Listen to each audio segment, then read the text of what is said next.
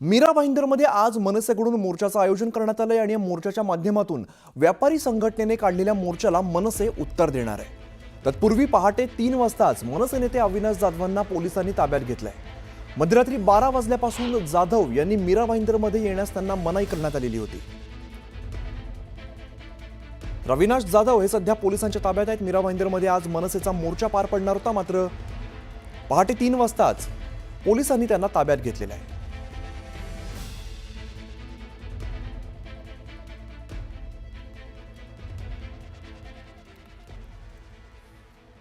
दरम्यान मनसे पदाधिकाऱ्यांना पोलिसांनी ताब्यात घेतलेलं आणि मीरा भाईंदरमध्ये मनसेकडून मोर्चाचं आयोजन करण्यात आलेलं आहे। ठाणे वसई विरार मीरा भाईंदरमध्ये पोलिसांची कारवाई होतीये।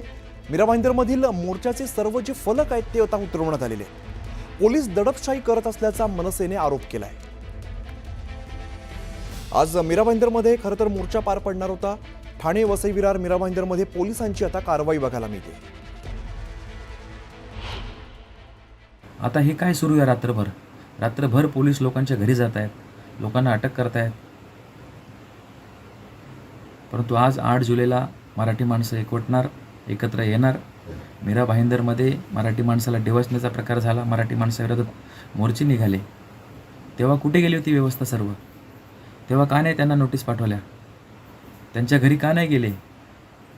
फक्त दडपशाही मराठी माणसालाच स्वतःच्या राज्यामध्ये। अत्यंत दुर्दैवी आहे, याचा आम्ही निषेध करतो। राज ठाकरे आणि उद्धव ठाकरे यांनी मराठीच्या मुद्द्यावरून आक्रमक भूमिका घेतल्यानंतर भाजपचे खासदार निशिकांत दुबे यांनी महाराष्ट्राविरोधात गरळ ओकली आहे। संपूर्ण देशाची आर्थिक राजधानी असलेल्या मुंबई आणि महाराष्ट्राचं योगदान काय, असा सवाल निशिकांत दुबे यांनी विचारलाय। आपल्या घरात कुणीही सिंह असतो, तुमच्यात हिंमत असेल तर बिहार, तामिळनाडू आणि यूपी मध्ये या, तुम्हाला दाखवून देऊ। महाराष्ट्र बाहेर या, तुम्हाला आपटून आपटून मारू, असं आव्हान निशिकांत दुबे यांनी दिलंय। आता महानगरपालिकेच्या निवडणुका आहेत म्हणून घाणेरडं राजकारण सुरू आहे, असा आरोप त्यांनी केलाय। भाजपच्या निशिकांत दुबेंना कोण ओळखतं? आम्ही कोणत्याही भाषेच्या विरोधात नाही, मात्र त्रिभाषा सक्ती केल्यास सहन करणार नसल्याचं वक्तव्य उद्धव ठाकरे यांनी केलंय। तोडा फोडा आणि राज्य करा हे भाजपचं राजकारण असल्याचं वक्तव्य उद्धव ठाकरेंनी केलं। तर हेच मराठी भाषेचे मारेकरी असल्याचं म्हणत पहलगाम हल्ल्याची तुलना करणाऱ्या शेलार यांच्यावर उद्धव ठाकरेंनी टीका केली। महाराष्ट्र कुणाच्या तुकड्यांवर जगत नाही, मराठी माणसाचं जीडीपी मध्ये किती योगदान आहे हे सांगायची गरज नाही, असं आशिष शेलार यांनी म्हणत निशिकांत दुबेंच्या वक्तव्यावर पलटवार केलाय।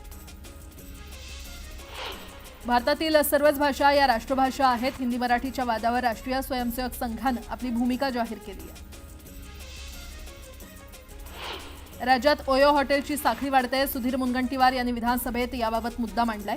सुसंस्कृत राज्यात सुसंस्कृतीचा ऱ्हास होत असल्याचं त्यांनी म्हटलंय। तर गृहराज्यमंत्र्यांनी ओयो हॉटेलचा अभ्यास करावा, अशी मागणी मुनगंटीवारांनी केली। मीरा भाईंदरमध्ये उद्याच्या मोर्चाला, खरं तर आजच्याच मोर्चाला पोलिसांनी परवानगी नाकारली आहे। मोर्चा काढला तर कारवाई करण्यात येणार आहे। सोशल मीडियावर पोस्ट करणाऱ्यांवर देखील पोलीस उपायुक्तांनी कडक कारवाईचा इशारा दिलाय।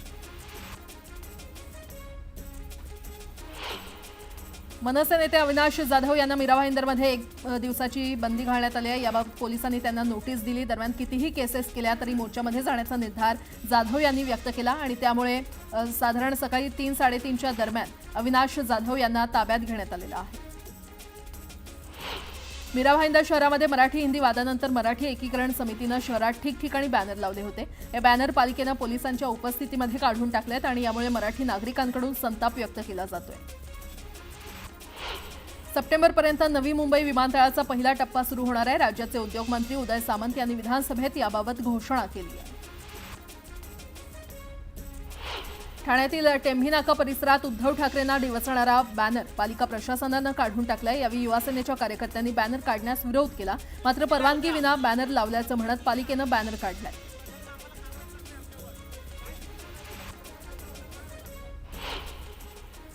एक सविस्तर बातमी। देशातल्या सर्वात श्रीमंत महानगरपालिकेत अनागोंदी कारभार चालू आहे का, असा प्रश्न पडावा अशी स्थिती आता निर्माण झाली आहे।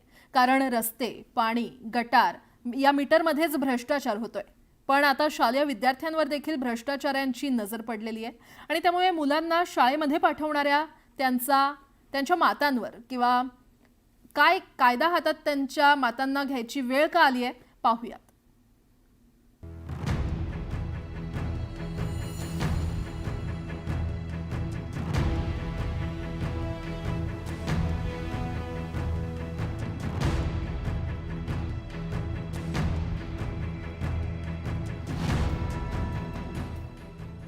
घाटकोपर पूर्व परिसरात राहणाऱ्या या महिला महापालिका शाळेतले हे बेंच पळून नेत आहेत.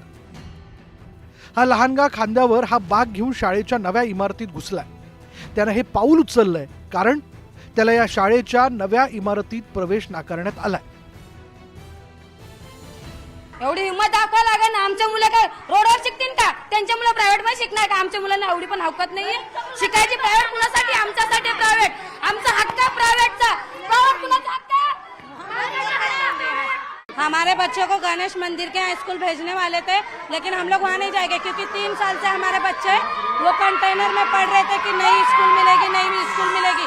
लेकिन रोज मीटिंग हो रहा था, कभी पालक सभा, कभी एनवार्ड में हमारे बच्चों को स्कूल नहीं दे रहे थे. इसलिए आज हम सब पेरेंट्स खुद टेबल वगैरह लेके अपने बच्चों को लेके घुसे. आज गेली 3 वर्ष डासांच्या साम्राज्यात डेंग्यू, मलेरिया सारखे आजार होत असताना अगदी कंटेनरमध्ये या महिलांनी 3 वर्ष आपली मुलं शिकवली. कारण एक दिवस आपली मुलं या नव्या इमारतीत शिकतील ही आशा या महिलांना होती. आज जेव्हा नवीन इमारत बांधून तयार आहे तर पालिका प्रशासन ओसी न मिळाल्याचं कारण देत नव्या इमारतीत मुलांना जाऊ देत नाहीये. मुलांसाठी काय करण्याची कसली भीती? नेता उचलून टाका. तुम्ही आमच्या मुलांच्या भविष्याची करता. आम्हाला हे करायला तुम्ही भाग पाडलेलं आहे. आम्ही मनात नाही केलेलं आहे. तुम्ही आम्हाला भाग पाडलाय.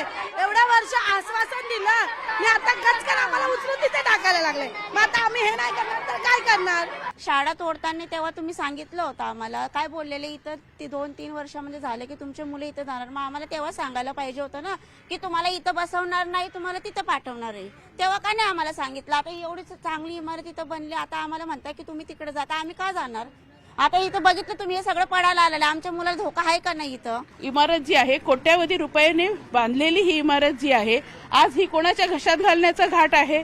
आज या एका बाजूला सर्वसामान्यांचे 350 मुलांच्या शिक्षणाचा प्रश्न जो आहे तो या ठिकाणी असताना ही इमारत जी आहे ही बांधून तयार असताना मुलांना इथून स्थलांतरित करणं हे अन्यायकारक. घाटकोपरच्या टिळक मार्ग शाळेत हिंदी आणि मराठी माध्यम शाळेत बालवाडी ते 8वी पर्यंतचे 350 विद्यार्थी आहेत. या विद्यार्थ्यांना SRAच्या शाळेत पाठवण्याचे आदेश BMCच्या शिक्षण विभागाने दिले होते. महानगरपालिकेचे जे यंत्रणा आहे ही या मुलांना दुसऱ्या ठिकाणी हलवून लांबच्या शाळेमध्ये पाठवून ही शाळा कुठल्या तरी प्रायव्हेट एखाद्या शिक्षण संस्थेला ताब्यात देण्याचा घाट यांचा आहे. ते शिक्षणापासून वंचित राहिले त्यांना विचार करा. राजावाडी विद्याविहार स्टेशनपर्यंत मुलांना तिकडे धनजी देवशी म्हणजे ऑलमोस्ट इट्स 3 to 4 किलोमीटर्स आणि हा ट्रॅव्हलिंग करून जावं लागतंय. काय झालं पुढे 4-5 वर्षांनी ती मुलं जाणं बंद केलं त्या लोकांनी. असाच घाट आज हा इथे त्या लोकांचा चालू आहे. दरम्यान आम्ही आदेशांचं पालन करत आहोत. या पलीकडे शाळा प्रशासन काही बोलायला तयार नाही. मुझे जो आदेश मिला है वो यही मिला है कि हमको विद्यार्थियों की सुरक्षितता को ध्यान में रखते हुए सह्याद्री SRA की जो बिल्डिंग है वहाँ स्थलांतरित. मैडम मैंने भरसक कोशिश की है लेकिन जो प्रशासन का आदेश है उसको मैं फॉलो करूंगी. पालकांनी केलेल्या या कृतीचं विरोधकांनी समर्थन केलं. कारवाई जर त्यांच्यावर झाली तर हे सगळे बेंच घेऊन आम्ही मुंबई महानगरपालिकेच्या आयुक्ताच्या ऑफिसमध्ये बसू. कारण दुर्दैव हेच आणि मी हेच सांगतो सतत की एखादी पिढी घडवायची असेल आपल्याला तर शाळेंवर जास्तीत जास्त लक्ष केंद्रित करणं गरजेचं आहे. काही शाळा जुन्या झाल्या असतात, डिलॅपिडेट असतात, रिपेअर चालू असतं. एका रात्रीत हे काही सगळं बदलू नाही शकत पण प्रयत्न तर झाले पाहिजेत. लहान मुलांवरचा अन्याय सहन करणार नाही. शाळेला व्हिजिट नक्की देणार आणि त्याची तहकीकात करणार. मुंबई महापालिकेच्या शाळांची स्थिती तशी बिकटच आहे. या विद्यार्थ्यांच्या जीवावर शिक्षण विभागातील अधिकाऱ्यांच्या नोकऱ्या अवलंबून आहेत. शाळा राहिल्या तर तुम्ही राहात इतकं साधं निर्ढावलेल्या अधिकाऱ्यांना कळत नसेल तर काय उपयोग. व्हिडिओ जर्नलिस्ट रमेश भटसह प्रणाली कापसे, न्यूज 18 लोकमत, मुंबई.